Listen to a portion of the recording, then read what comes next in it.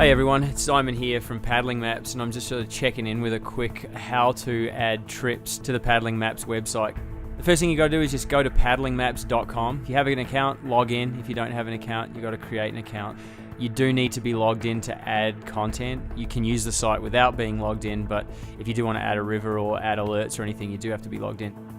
Once you've done that, you just click on the Regions tab and then click the region that you're going to be adding a trip to. We've used Alberta here. Just click on Add a Trip in the top corner there, and then basically that brings you to the Add a Trip page. This is basically broken down into a few different sections. They're all pretty straightforward, and realistically this probably takes 5 minutes or so to do at the most once you get familiar with it. At the start there, the select a status bit, you can ignore that, that's for the moderators. And then we go to the trip type. So you got to choose whether it's a river, a lake, or an ocean trip. So select the correct one for what you're adding. The region should automatically be there because you've already selected what region you're adding to. And then just add the river, creek, or lake name. Make sure you add river or creek to the end of it because it just presents better on the information page. Then there's a section name. So with the section, just whatever the section's called. So this one here is Elbow Falls to boat launch, so we're adding that. Then the city will just be the nearest town or major-ish sort of city. So this helps with search, and then just add the province or state and then the country as well.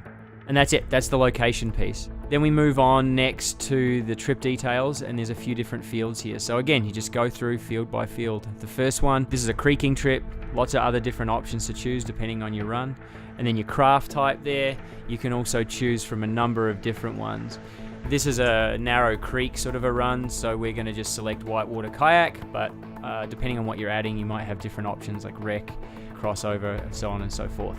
And then we sort of move on from that piece to the next bit, which will be the description. And so for the description piece, just keep it short, 1 or 2 paragraphs, and just kind of give the facts as best you can, just an overview and just the core facts that people are really going to need.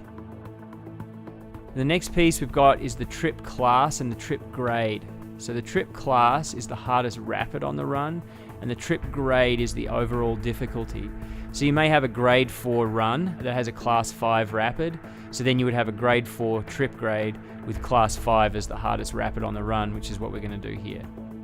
Then you move on to the trip length. The trip length is basically broken into a few different options, half a day or less, full day or multi-day. Just choose the one that's most accurate for the trip that you're adding.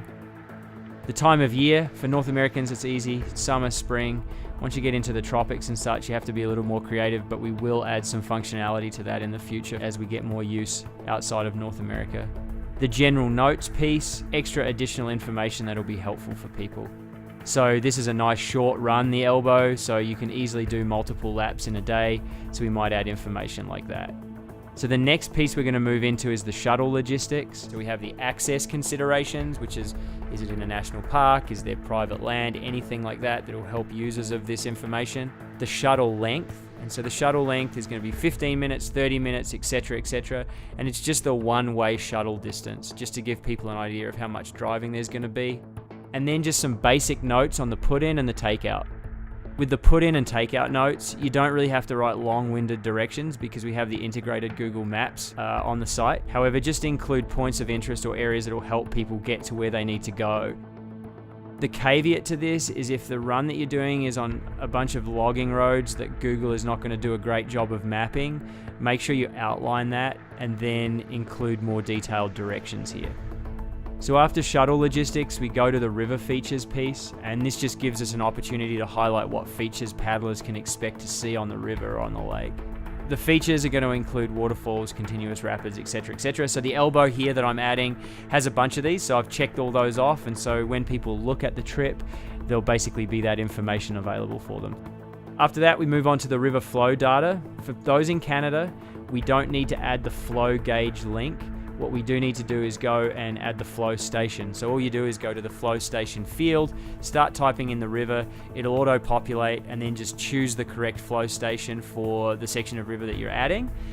And then in the visual gauge piece, you can just add a little bit of extra information, or if it's a river or a lake that has only a visual gauge, like a rock or a stick gauge or something like that, please include as much information as you can in there. The next and final piece of the flow data fields is basically the flow rates. So here we're basically adding the low, the medium, the high, and the flood rates in CMS. You can choose CFS if that's the unit of measurement in your area, but here in Canada we use CMS. So fill those out, because that will also allow paddlers to know what appropriate levels are, and we're working on building a gauge that highlights these, and when you're using your favorites as well, it'll actually give it a green, a red, a blue, or a black, sort of highlighting when it's good to go and when it's not.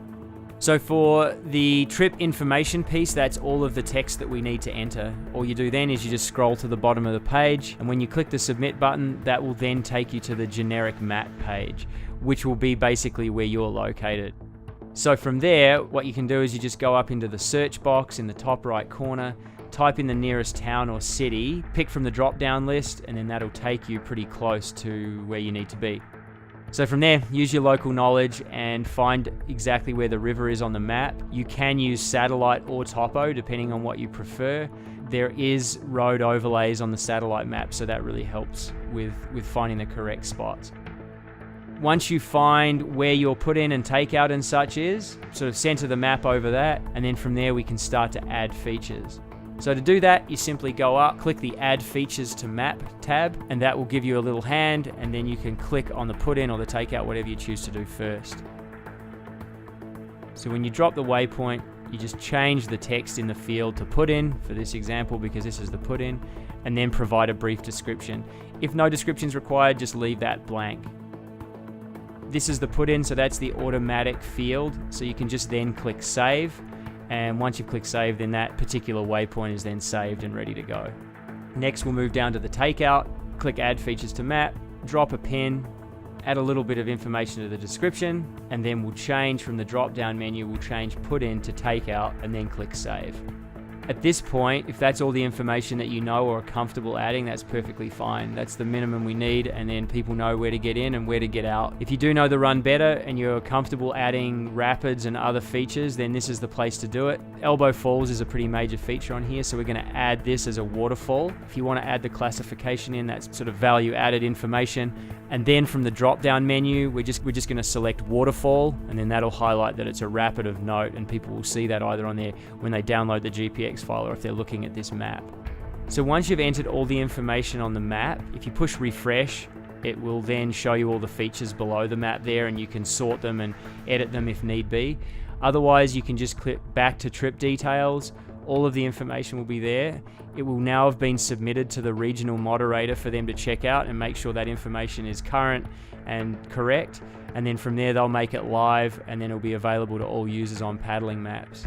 You'll notice that either on the trip details page or on the map, you can click directions, and that will take you to Google Maps, and that shows where the put-ins and takeouts are. We do encourage people adding trips to make sure that those directions are correct. Once you do this a couple of times, realistically on rivers or lakes that you know, it's probably going to take you 5 to 10 minutes max to get these things added. Thanks so much for taking the time to check out this video. We hope it makes sense. We hope it encourages you to add some lakes or rivers or ocean trips to the site in your local area. If you have any questions or comments, you can just find us on the Contact Us page on paddlingmaps.com. We're stoked to hear feedback, and we're always trying to improve the site. So thanks so much for your input, and we hope you find it a useful resource.